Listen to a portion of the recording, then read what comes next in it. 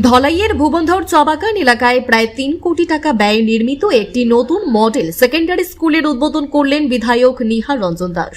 বৃহস্পতিবার দুপুরে ফলক উন্মোচনের মাধ্যমে আনুষ্ঠানিকভাবে বিদ্যালয়টির উদ্বোধন করেন তিনি। এই উপলক্ষে আয়োজিত অনুষ্ঠানে বক্তব্য রাখতে গিয়ে বিধায়ক নিহার রঞ্জন দাস বলেন, চা-বাগান অঞ্চলের সার্বিক উন্নয়নের লক্ষ্যে বিজেপি সরকার বিভিন্ন উন্নয়নমূলক প্রকল্প গ্রহণ করেছে। সেই উদ্যোগের অংশ হিসেবে চা-বাগান এলাকাগুলিতে আধুনিক সুযোগ সুবিধা সম্বলিত মডেল স্কুল নির্মাণ করা হচ্ছে। পাশাপাশি শিক্ষাসহ অন্যান্য ক্ষেত্রেও উন্নয়নের বিভিন্ন পদক্ষেপ গ্রহণ করা হয়েছে।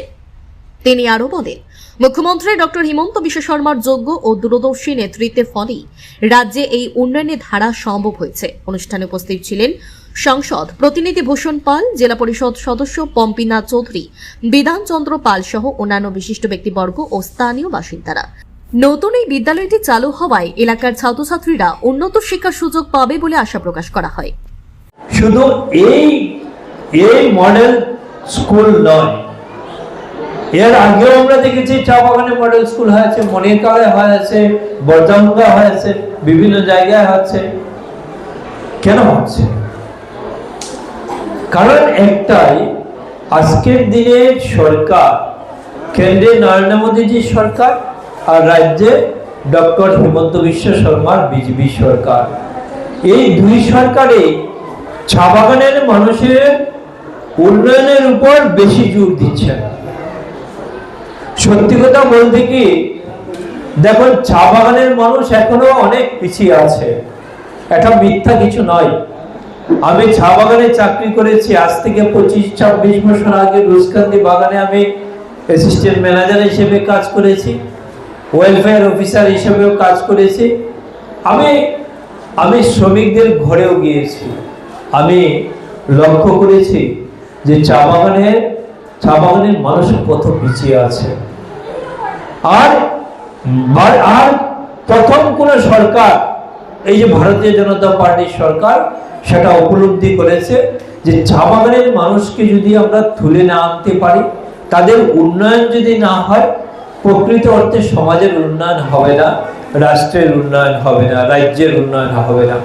তার জন্য চা-বাগানের মানুষকে তুলে আনতে হবে, মানে তাদেরকে শিক্ষা দীক্ষায় সব দিক দিয়ে তাদেরকে উন্নত করতে হবে।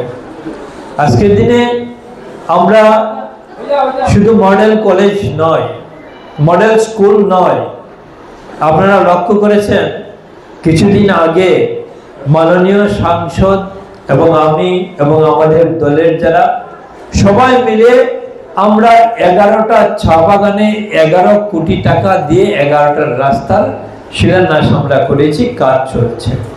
শুধু এগুলো নয়, চা-বাগানে আরো রাস্তার কাজ হচ্ছে।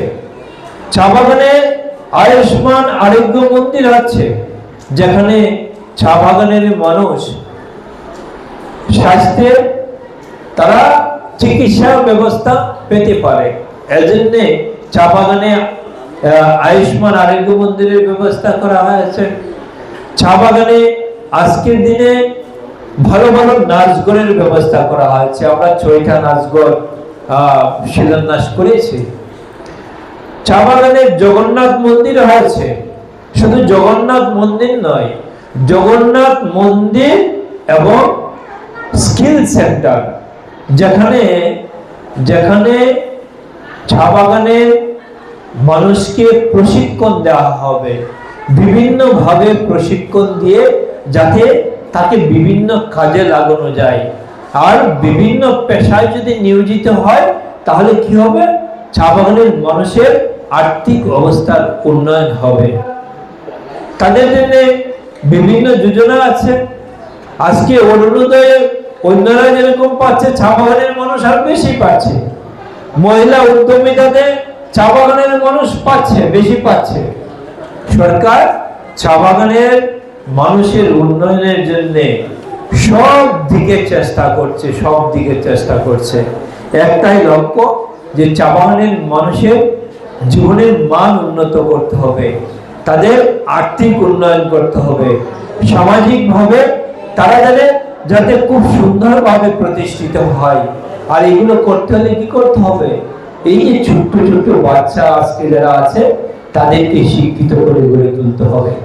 চা বাগানে প্রচুর মডেল অঙ্গনওয়াড়ি সেন্টার হয়েছে।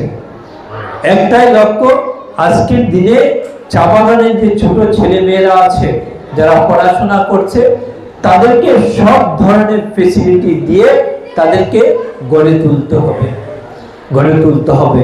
এই মহান উদ্যোগ একমাত্র এই হিমন্ত বিশ্ব শর্মার সরকার নিয়েছে, এর আগে কেউ নেয়নি। কাজে আমরা বলবো আপনাদেরকে যে আগামীতে যে নির্বাচন আছে এই নির্বাচনে এই মহান সরকারকে আপনাদের আশীর্বাদ করা অত্যন্ত উচিত আমি মনে করি। এমনিতেই আমরা জানি চা বাগানের মানুষ আজকের দিনে ভারতীয় জনতা পার্টির সঙ্গে আছে। মনিয়ার বাগানের সেই মডেল স্কুল একটা শুভ উদ্বোধন হয়েছে, দার্বিত শুভ উদ্বোধন হয়েছে। আমাদের সরকার শুধু স্কুল নয়, রাস্তাঘাট থেকে ধরে এই ভুবনের বাগানের যে রাস্তার যে চাচাতুলা অবস্থা ছিল সেটার সম্পূর্ণ সাক্ষী আমরা, আর এখানে যারা জনগণ তারা সাক্ষী। আমরা দেখেছি কয়লাম রাস্তার মধ্যে কয়লা ফেলে মানুষের যাতায়াতের ব্যবস্থা হয়েছে, এমনও দিন গিয়েছে।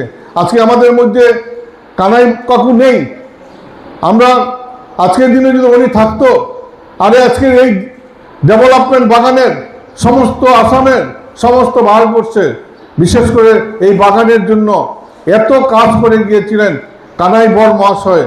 ওনার ছেলে এখানে রামদুলালদা বসা আছে, আজকে এই স্কুলটা যদি জানতো থাকতো তাহলে অনেক খুশি হতো। দিন রাত বিজেপির জন্য কাজ করে গিয়েছেন। কোনো এক সময় বাগানের বিজেপির ঝান্ডা ধরার মানুষ ছিল না, 2-4 জন ছিল, তার মধ্যে কানাই বর সর্বপ্রথম ঝান্ডা নিয়ে যেখানে মিটিং সেখানে চলে যেত। আজকের দিনে বাগানে এমন কোনো মানুষ নেই যে কংগ্রেসের কাজ করে, অন্য দলের কাজ করে, সবাই বিজেপির কাজ করে যাচ্ছে।